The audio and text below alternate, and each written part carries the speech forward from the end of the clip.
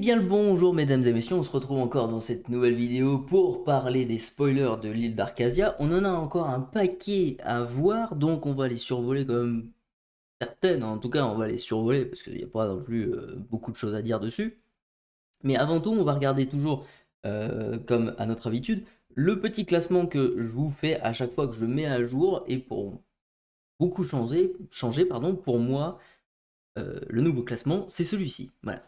Il y a des cartes que j'ai descendues, il y a des cartes que j'ai montées, il y a des cartes que j'ai ajoutées, notamment le Mickey en top 1, qu'on va voir après, le Bagheera qui est toujours à la même place, je crois, qui était en top 2 aussi, et le top 3, le Li Shang, qui est pour moi quand même une carte assez différente par rapport à la, comment elle s'appelle, à la Namari qu'on adorait détester, enfin, ne regardez même pas d'ailleurs, dommage pour elle, mais c'est quand même pas inintéressant comme capacité parce qu'on le voit avec la Cendrillon Floatborn, hein, on voit déjà le potentiel qu'elle a.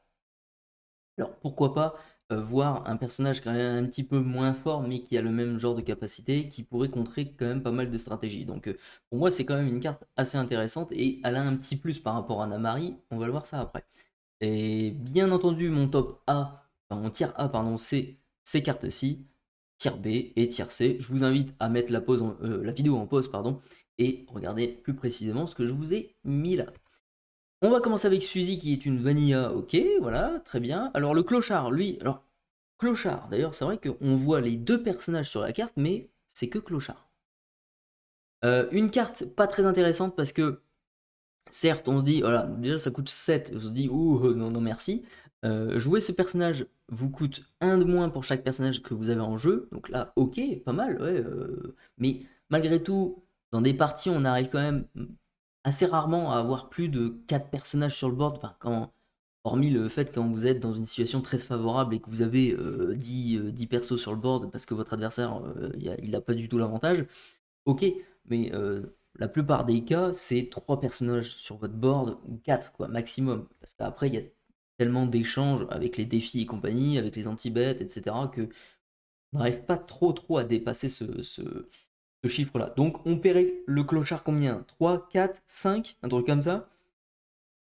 Pour 3, vous avez une 2-6 qui l'aura 2 et qui vous fait piocher, admettons, 4 cartes, et vous devez vous en défausser 4. Donc bon, vous faites du card quality, mais c'est pas fou non plus, quoi, hein.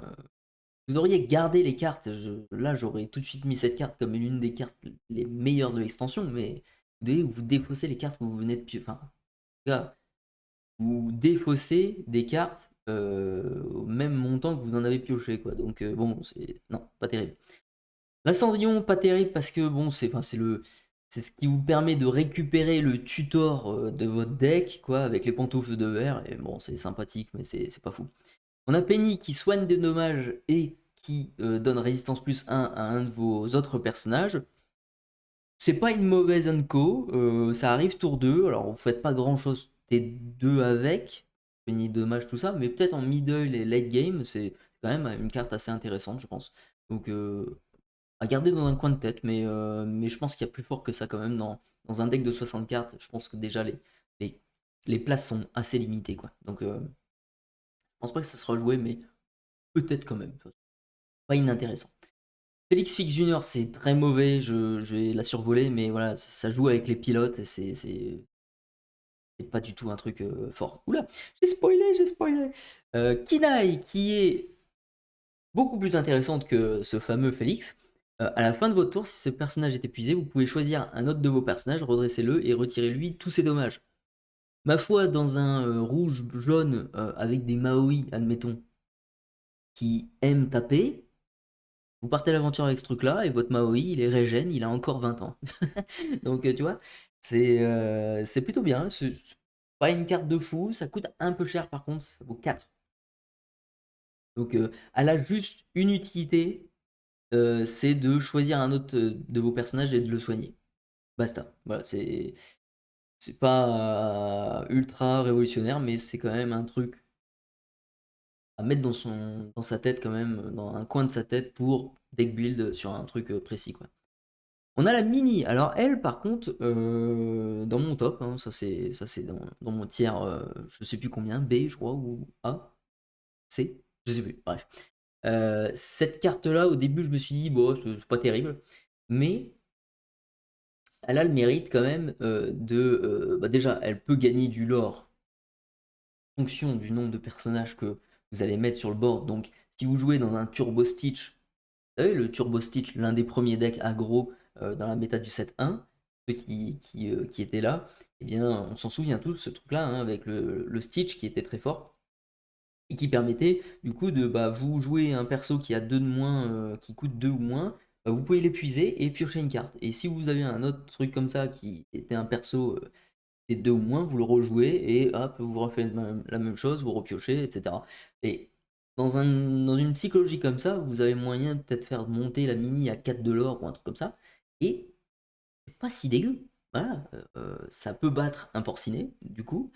Et le gros avantage par rapport à un porcinet, c'est que chaque fois que ce personnage part à l'aventure, vous choisissez un personnage adverse qui perd autant de force que de nombre de l'or qu'elle a sur elle au début de votre prochain tour. Donc, en plus de pouvoir l'orer d'une manière importante, elle peut s'auto-protéger en disant à votre adversaire, bah ça tu vois, tu pourras pas me défier avec ça. Tu vois.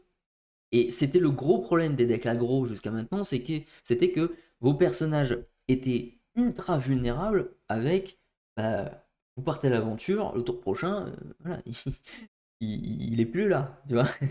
Tu as fait juste une petite balade avec et c'est fini, quoi. Tu le verras plus. Donc, c'était le gros défaut ces decks aggro-là. Et ben, on a peut-être trouvé une solution pour tenir un petit peu plus dans la longueur, quoi. Plus garder nos personnages sur le board et voilà, de rivaliser un peu plus avec vos adversaires. Donc, à surveiller. Je ne dirais pas que c'est la carte la plus pétée du monde et que c'est la carte aggro par excellence. Loin de là, mais si ça marche bien, on verra avec les premiers tests. D'ailleurs, deck build que j'aimerais beaucoup faire avec vous en live. Dites-moi en commentaire si vous voulez que je fasse ça, mais j'aimerais beaucoup deck build là en live avec vous, en discuter sur quelle carte ajouter, on se focalise sur une carte, par exemple celle-ci, puis qu'est-ce qu'on monte autour d'elle, quoi. Donc dites-moi ça en commentaire si vous voulez me revoir sur Twitch. Ensuite, on a Blanche-Neige qui ne peut pas être défiée. Eh bien, problème, c'est que ça coûte 4. Voilà. Ça aurait coûté 2 ou maximum 3, ça aurait été très intéressant. Parce que là, on avait quand même un truc, quoi.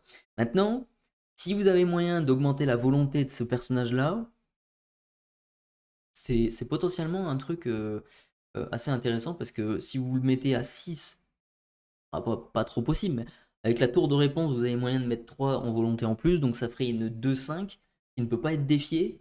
Il n'y a que les anti-bêtes qui peuvent la gérer. Ah, voilà, il y a moyen de gagner 2 de l'or à chaque fois. Ça fait à peu près le même effet qu'une Lilo ou des trucs comme ça. C'est à peu près la même psychologie. C'est un truc qui restera sur votre board et qui embêtera beaucoup votre adversaire. Le problème, c'est que ça coûte 4 et c'est très cher. Peppa Madrigal qui est un semblant du coq là, Adam, Alan Adale, je crois en anglais, Adam de la Haye en français, je sais plus, bref. En tout cas, c'était à chaque fois que vous chantez, à chaque fois que vous jouiez, à chaque fois que vous jouez une chanson, vous gagnez un éclat de l'or avec le coq. Là, c'est à chaque fois que vous chantez une chanson, vous gagnez un point de l'or. Elle est plus intéressante, je trouve, parce qu'elle coûte déjà moins cher que le coq. Elle a un peu plus de volonté que le coq. Elle leurre moins, mais on s'en fout. Euh, Ça pourrait être la carte qu'on voulait en remplacement de la flûte. Problème, c'est que est-ce que le style song, admettons, a besoin d'une carte comme la flûte ou d'une carte comme Peppa pour être compétitif? Je ne pense pas. Je pense que on n'est plus dans cette époque-là où on avait besoin d'un style song avec flûte, quoi, avec un moyen de gagner du lore passif comme ça. Là, en plus, c'est un personnage, c'est un petit peu plus facilement gérable, avec des anti-bêtes, il y en a un peu plus d'anti-bêtes, je veux dire, par rapport à un objet. Donc, je sais pas. La flûte est quand même forte, mais je sais pas si on en a besoin aujourd'hui. Vu qu'elle n'est plus du tout dans ces decks-là, c'est pour une bonne raison, je pense. Et aussi, le Steel Song a migré vers un, un- un tempo, un deck plutôt tempo avec les mines. Donc bon, on a toujours les deux versions, on a la mid-range et la version tempo. Maintenant, est-ce que la Pepa sera là pour recréer un autre deck? Je ne sais pas. Je pense pas. La famille Madrigal, qui est une très mauvaise chanson, je trouve. Enfin, hormis de regarder les 5 cartes du dessus de votre pioche et de prendre une chanson, prendre un personnage Madrigal, déjà personne ne joue les Madrigal, et la Pepa, je pense pas qu'on la jouera. Donc bon, voilà, je pense pas que c'est une bonne chanson. Non, c'est pas intéressant, je trouve pas. Dans cette bicolorité-là, c'est pas intéressant. La spirale d'ambre qui est sympathique. Retirer 2 jetons dommage à chaque fois que à un de vos personnages, bien entendu, à chaque fois que vous en créez, pourquoi pas? Parce que ça, c'est un truc, vous mettez T1, T2, vous pouvez commencer à. T3, on va dire, vous pouvez commencer à soigner vos persos. Donc pourquoi pas? Dans un jaune rouge, vous voyez, avec des persos qui tapent beaucoup en rouge, euh, à voir. Le gardien du trésor, qui est une carte qui sera jouée uniquement dans les decks préconstruits, hein. Au-delà, ça sera jamais joué.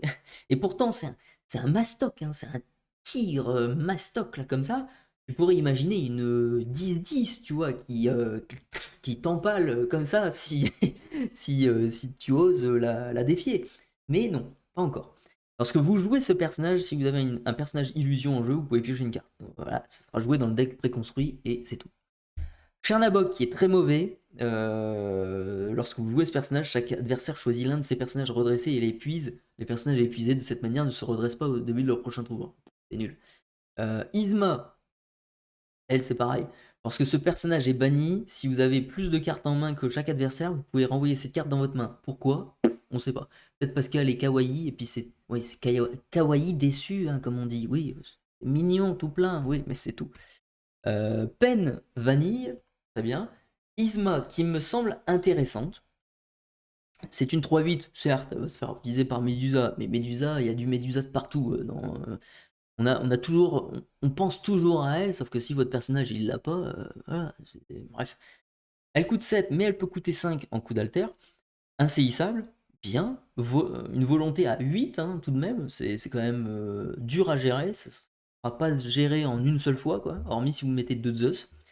Ça l'aura 2, mais c'est surtout sa capacité qui nous intéresse. C'est chaque fois qu'un autre personnage est banni via un défi, renvoyez-le dans la main de son propriétaire, puis ce joueur se défausse d'une carte. Au hasard. Au hasard. Ça, j'aime bien ça. Ça parce que dans une partie, vous avez énormément de challenges. Et il y a beaucoup de personnages qui vont être bannis et du coup revenir dans la main de votre, enfin, de son propriétaire, y compris vous. Et la défausse au hasard, ça peut contrecarrer des stratégies de jeu de fou, quoi. Si votre adversaire prend le risque de défier un truc et il perd son perso, il le reprend en main, mais qu'il se fait défausser la carte donc qu'il avait énormément besoin après le défi, voilà. Ça, je pense que c'est un des decks que j'ai vraiment envie de tester en violet vert. Du coup, c'est vraiment un truc un peu bluffant, quoi. Enfin, c'est vraiment un- une stratégie de jeu au même titre que le Chromicon d'Emeraude qui dit bah ah tu me pètes ça, ok bah tu reprends ça en main. Et c'est vraiment c'est vicieux le vert, c'est hyper intéressant donc j'aimerais voir ce que ça donne donc on verra ça. On débutera peut-être ça ensemble sur Twitch. Anna, soutien, voilà. Lorsque vous jouez ce personnage, choisissez un personnage adverse qui se redresse pas au début de son prochain tour. Ah, c'est pas des trucs qui sont joués pour l'instant. On a beaucoup de cartes Anna, Elsa qui font ce genre de trucs. Et c'est pas fou quoi. Maintenant, si on a de plus en plus de cartes qui disent vous épuisez un personnage adverse et enfin, il ne peut pas se redresser sur le prochain tour, ça c'est beaucoup mieux. C'est sûr, mais on n'en a pas tellement des cartes comme ça. On a beaucoup de cartes qui épuisent, mais voilà. Et puis souvent, les cartes qui font ce genre d'effet, qui ne se redressent pas au début de leur prochain tour, bah, c'est des trucs pas trop forts. Comme la Ursula, par exemple, qui fait cet effet-là. On a aussi le Palace d'Elsa, et qui est ultra fragile. Enfin bon, voilà, on a quelques cartes comme ça. On a que la grosse Elsa en floatboard qui, elle, impose sur le board un blocage total. Mais voilà, à voir. Dolores Madrigal, qui est une des Madrigals qu'on ne jouera pas encore, hein, parce que bon, sa capacité, c'est à chaque fois qu'on chante une chanson, vous regardez la main de votre adversaire. Sauf que moi, je vois difficilement l'intérêt de regarder 50 000 fois la main de votre adversaire alors que vous la connaissez déjà. Voilà. Donc, voilà, c'est pas terrible. Montrement d'avantage. Ah bah ça, par contre, entre regarder la main de votre adversaire à tous les tours et de vous en montrer davantage, en piochant 3, ça c'est très intéressant. Voilà. Certes, vous allez faire piocher votre adversaire également. On est d'accord que c'est une très mauvaise idée. Ne jamais faire ça. Hein, d'accord? Tu m'écoutes? Ne fais jamais ça. Hein, ne fais jamais piocher ton adversaire. Mais, il y a un mais, c'est que si cet avantage également, pourquoi pas? Et typiquement dans des decks hyper aggro, par exemple, qui ont besoin de piocher un max et qui s'en fichent totalement de faire piocher 50 cartes à leur adversaire parce qu'il est, il est à 20 de l'or tour 5, tu vois? Eh bien, cette carte-là pourrait être intéressante. Maintenant, T2, on a envie de jouer autre chose dans un deck aggro. Euh, Peut-être qu'en middle late game, du coup, pour un deck aggro, pourquoi pas, pour essayer de reprendre l'avantage, pour aller chercher d'autres cartes. Mais le problème du deck aggro, c'est qu'il n'a pas non plus énormément d'encre. Ça vaut que 2. Ok. Mais voilà, ça va se goupiller un petit peu bizarrement. Maintenant, si vous êtes un violet vert, par exemple, et que vous avez soumettez-vous à ma volonté juste derrière, voilà, l'adversaire il tire une tronche quoi. Donc à surveiller. Restaurer la couronne, violet gris, épuiser tous les personnages adverses. Chaque fois que l'un de vos personnages en bannit un autre via un défi durant ce tour-ci, gagnez 2 éclats de l'or. Le violet gris est un deck très très fort pour mettre un board assez conséquent. Il a des persos qui coûtent pas très cher et qui restent sur le board parce que c'est des 3-3, c'est des 3 quelque chose, etc. C'est c'est un deck, enfin, c'est une carte qui se prête vraiment bien au deck, quoi, à l'archétype en tout cas, en mid-range ou en tempo, etc. C'est une carte qui marchera très très bien parce que euh, c'est un deck qui peut aller assez vite en lore, le violet gris, et une carte comme celle-là en middle game, ça peut totalement faire la différence dans une partie, quoi. Donc à surveiller, c'est peut-être une carte à mettre en un ou deux exemplaires dans ces archétypes-là. À tester en tout cas, on verra ce que ça donne. Le chat du Cheshire, lorsque vous jouez ce personnage, vous pouvez choisir un personnage avec au moins un dommage et lui infliger 2 dommages. Alors ça, on est dans la même type de carte que Ed, je crois Ed ou Banzai, je crois que c'est Ed, mais c'est le gros défaut de ce type de deck, infliger des dommages directs, c'est qu'en fait, il faut à chaque fois, enfin, faut à chaque fois cibler un personnage adverse qui a déjà eu des dommages sur lui.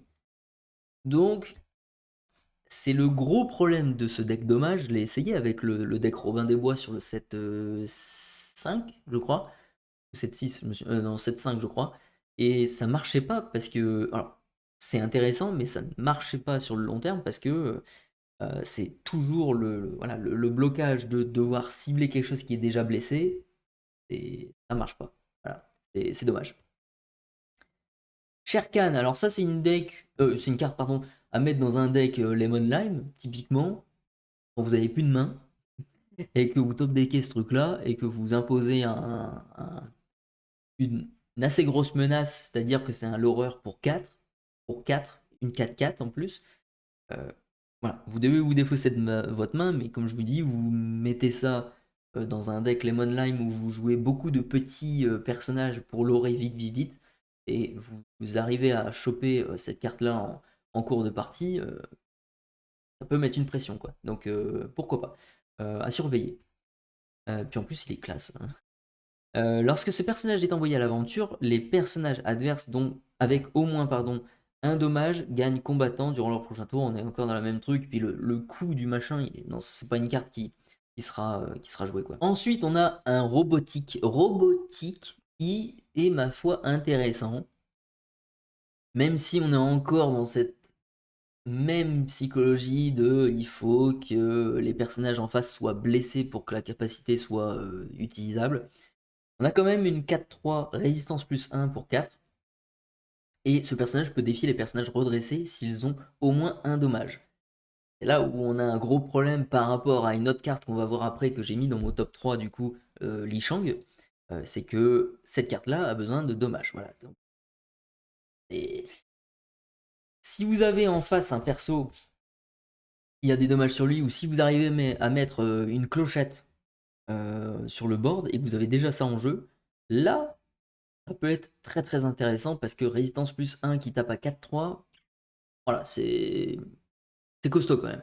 Donc à voir avec la fée clochette, pourquoi pas. Ou d'autres cartes qui pourraient infliger des dommages de masse comme ça, comme des Tion la bête, etc. En tout cas, ça peut contrer certains decks qui aiment beaucoup garder leur personnage redressé voilà, pour essayer de garder leur stratégie de jeu. Donc voilà, ça peut être une solution. Comme je pense par exemple aux muses, aux fameuses muses qui aiment beaucoup rester d'étape pour, euh, pour fonctionner, quoi, tout simplement. Donc voilà. On a insaisissable ici avec Fidget. Alors le vert rouge, on ne l'a pas vu depuis belle lurette, les amis. Oui, le fameux deck insaisissable de l'époque. Est-ce que on le reverra un jour, celui-là? Eh bien peut-être. Chaque fois que ce personnage est envoyé à l'aventure, choisissez un autre de vos personnages qui gagne insaisissable jusqu'au début de votre prochain tour. Ça c'est intéressant, parce que du coup vous allez pouvoir protéger vos autres persos qui n'ont pas forcément insaisissable, et ça peut rendre des trucs un peu pétés, quoi. À surveiller. La reine de cœur, ça c'est pas terrible, terrible, ça gagne plus 3 en force si ça a un jeton dommage, mais bon, voilà, une 4-4 quand elle est déjà blessée, c'est-à-dire que si elle est déjà blessée, ça veut dire que vous avez déjà tapé et que du coup elle est exposée derrière. Ouais, je sais pas. Mine de rien, ça deviendrait une 4, 4-3 ou 4-2, 4-1 juste après, au prochain tour. Donc ça peut être quand même un peu chiant à garder quand même dans un coin de notre tête. Big Ben qui se joue avec un deck objet qui deviendrait une 5-3 pour 3. Vous allez forcément avoir des objets dans votre défausse si vous jouez du bleu. Ouais, c'est pas nul. Une 5-3 quand même, une bonne commune, on va dire. Donc pourquoi pas. Les Raptos, alors ça je crois que ça va pas du tout être joué. Chaque fois que ce personnage est envoyé à l'aventure, choisissez l'un de vos personnages qui gagne charge et résistance plus 1 sur le reste de ce tour. Il va faire une fois sa capa et fini. On le reverra plus, quoi, le truc. Non, c'est pas terrible. Li Shang, là par contre, comme je vous disais pardon, en début de vidéo, c'est une carte à surveiller. Pourquoi? Parce que ça nous rappelle la fameuse Namari. Namari, pauvre princesse, je crois, princesse, qui n'a jamais été jouée. Et quand on les chopait en enchanté, on était deg. Ça c'est voilà. Mais sa capacité qu'elle avait de pouvoir défier les personnages redressés, c'est ce qu'on a comme capacité avec la fameuse Cendrillon Floodborn. Et ça, c'est une capacité très très très forte. L'une des capacités les plus fortes de l'Orcana pour moi, parce que vous allez quand même contrecarrer un paquet de stratégies avec ce genre de technique, quoi. La grosse problématique que Namari avait, c'était qu'elle était une 2-4 simple comme ça, et c'est tout. Voilà. Rien d'autre. En fait, elle avait besoin d'un boost pour dire d'être assez intéressante, et ça arrivait tour 4, alors que tour 4, on avait peut-être envie de jouer autre chose. Puis surtout, Marie, elle se prêtait pas du tout au style song ou des trucs comme ça, quoi. C'est pas du tout une carte qui fonctionnait. Maintenant, avec l'arrivée de certaines cartes rouge-gris dans cette extension qui nous forcent à jouer cet archétype-là, pourquoi pas imaginer ce genre de capacité comme une bonne solution contre votre adversaire. À savoir que si vous lui rajoutez de résistance et si vous lui rajoutez de la force à ce genre de capacité de défier les personnages redressés, on a tout de suite un truc un peu pété, quoi. Ça, faites-moi confiance sur ça. Je sais que. Enfin, j'ai vu assez souvent, en tout cas, la Cendrillon faire des ravages sur des stratégies juste parce qu'elle défiait le personnage qu'il fallait et que votre adversaire ne voulait absolument garder, quoi. Donc, ce genre de stratégie peut bien marcher.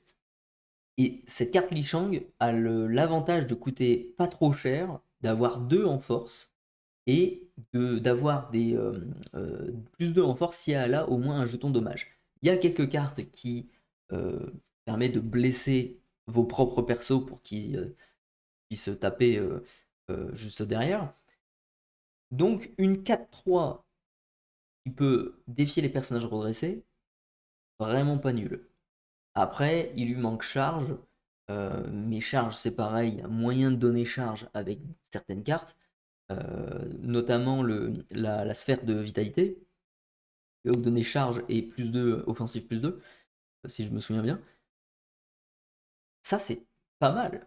C'est quand même une carte à mettre dans notre coin de notre tête. Moi, je l'aime beaucoup parce que je pense qu'elle pourrait faire des ravages. Maintenant, il faut voir si le deck rouge-gris sera joué. Et ça, c'est une autre histoire. Je pense qu'on verra peut-être en- quand on fera des deck builds si on voit que si ça marche ou bien, quoi. Donc, une carte à surveiller, on verra bien ce que ça donne.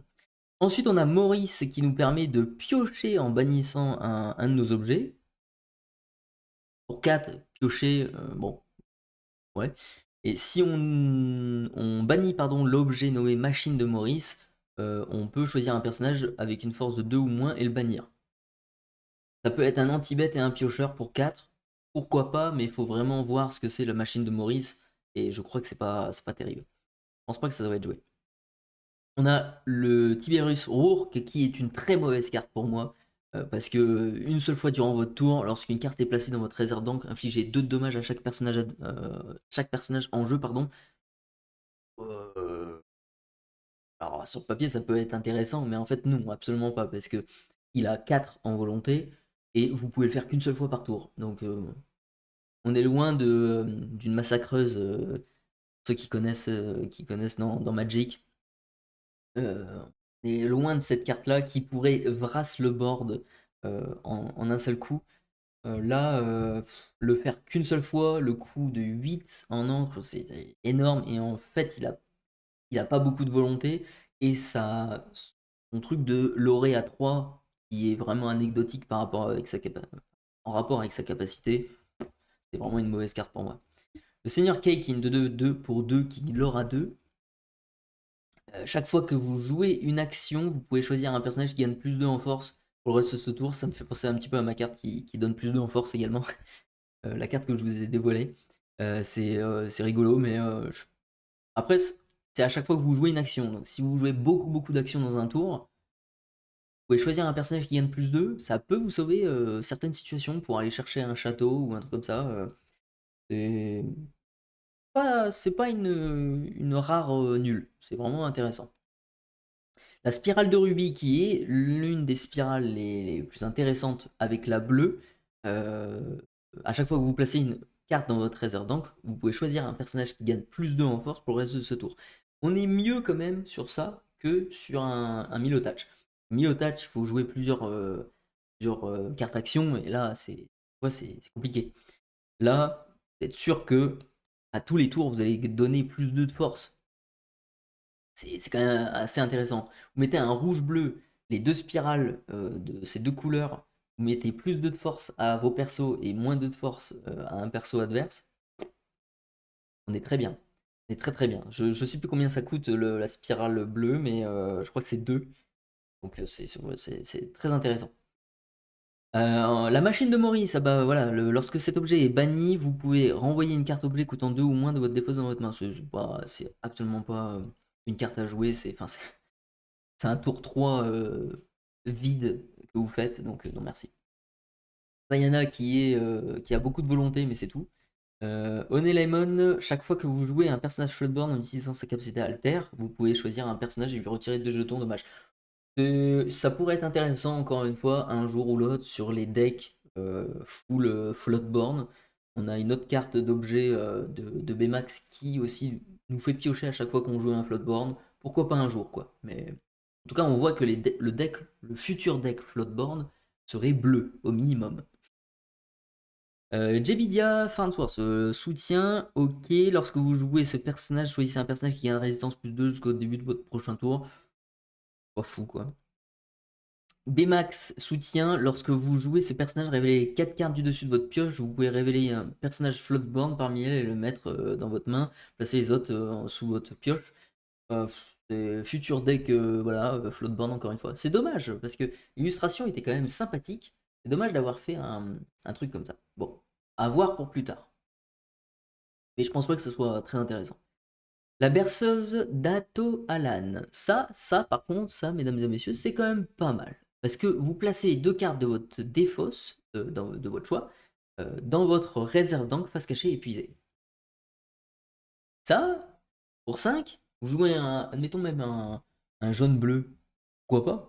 Un jaune-bleu ou T3, enfin T4 plutôt, vous pourrez avoir 2 d'encre en plus. Pourquoi pas? C'est plutôt une bonne chanson, on avait hâte de la voir celle-là. Et c'est nettement plus intéressant que Je suis ton meilleur ami, je crois que cette carte-là là, qui ancrée également pour l'adversaire, donc non, non merci ça. Là par contre c'est que pour vous, 2 cartes, vous mettez dans votre réserve d'encre, et même dans un rouge, bleu ou des trucs comme ça, pourrait être une carte jouée ça, hein, franchement. À surveiller. Elga Sinclair, Elga. Ceux qui ont la ref de le Donjons et Dragons. Bref, offensive +3 qui gagne ainsi sable durant votre tour. Pourquoi pas, ça coûte que 2. On a un paquet de cartes comme ça, mais elle, je trouve que c'est l'une des plus intéressantes, même si elle a 0 en force quand vous vous défiez pas. C'est le gros malus de cette carte, mais offensive +3, ça c'est intéressant quand même. Mais je pense pas que ça sera joué. Je pense qu'on a déjà des cartes qui font ce truc-là qui étaient vraiment pas très jouées déjà. Et bon, voilà. Carte moyenne, quoi.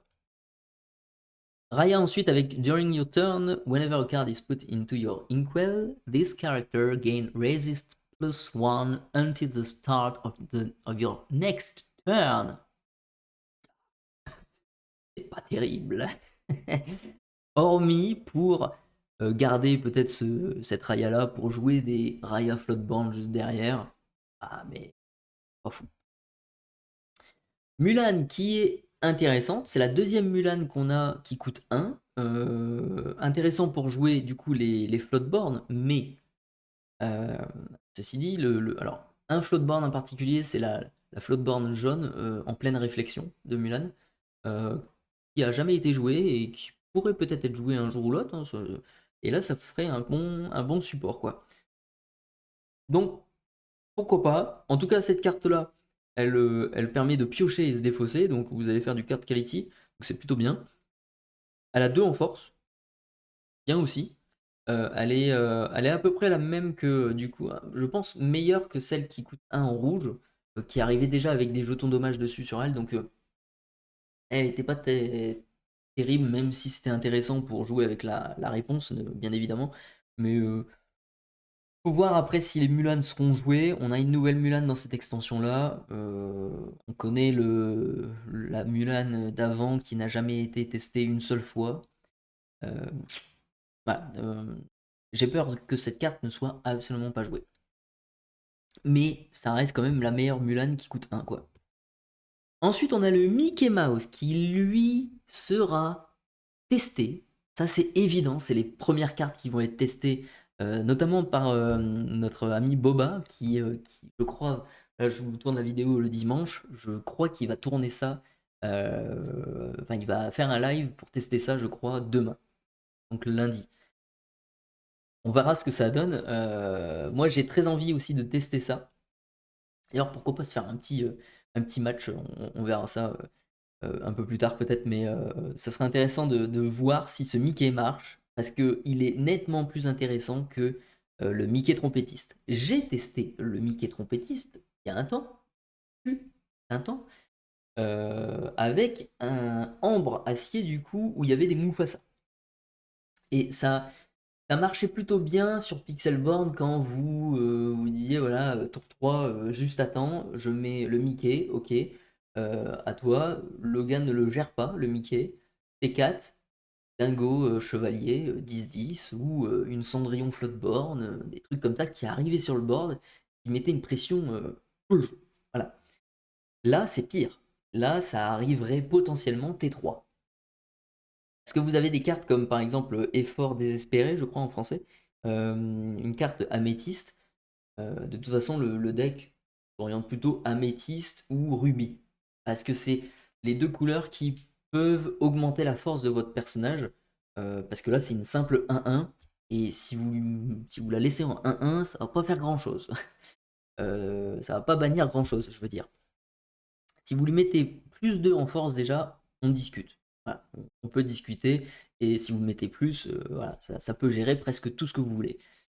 Effort désespéré, ça dit vous épuisez un personnage adverse et vous ajoutez offensive plus 2 ou offensive plus 3, je ne m'en souviens plus. Je crois que c'est offensive plus 2 à votre personnage de votre choix.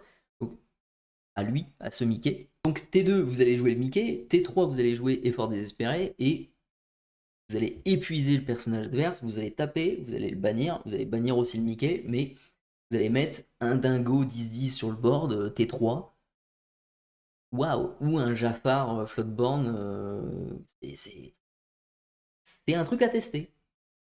C'est pour ça que il va bien falloir gérer les T2 dans cette extension, parce que ce Mickey là, s'il reste, il y a moyen qu'il fasse je vous dis, des dingueries, comme disent les jeunes. Faut vraiment le surveiller, et il est nettement plus intéressant, comme je vous dis, que le trompettiste. Donc moi je suis très content d'avoir cette carte, surtout que c'est un de mes personnages préférés, donc c'est Mickey quoi. Mickey, c'est le boss. Voilà. On verra ce que ça donne. La spirale d'acier, qui est peut-être la dernière carte qu'on a à voir, ou avant-dernière. Durant vos tours, chaque fois qu'une carte est placée dans votre réserve d'encre, vous pouvez piocher une carte, puis en défausser une. Ça, c'est un bon moteur de pioche pour faire du Quart Quality. C'est vraiment une très très bonne carte, donc à surveiller. C'est parmi d'ailleurs les 3 meilleures spirales, avec le rouge, bleu et le acier du coup. Pour moi, c'est le 3 meilleurs. Voilà les amis, tout ce qu'on devait voir pour aujourd'hui. Il nous reste plus beaucoup de cartes à voir. On a les 2 légendaires de Ambre. On n'a pas du tout de légendaire dans le Améthyste, donc on a très très hâte de découvrir ça. On a une seule, je crois, une seule légendaire dans le Émeraude. Oui, on a que la Madame Treven. En rouge, on a bien entendu Ratigan et Baloo, qui sont la couleur la plus mauvaise quoi, au niveau des légendaires. On a Tamatoa et Picsou pour le bleu, et en gris, on a que Bagheera. Donc, ah non, non, bah non, je suis bête. On a le Mickey Mouse également qui vient d'arriver. Donc, c'est parfait. On a presque toutes les cartes maintenant, donc je pense qu'il nous restera plus qu'une vidéo à faire au niveau des spoils, ou peut-être 2 maximum. Donc on a très très hâte de découvrir les dernières cartes. On se retrouve du coup pour cette prochaine vidéo très très bientôt, peut-être sûrement demain d'ailleurs. On n'oublie pas de mettre son petit pouce vers le haut si vous avez aimé la vidéo, de vous abonner si ce n'est pas encore déjà fait. Sur ce, prenez soin de vous et à tantôt.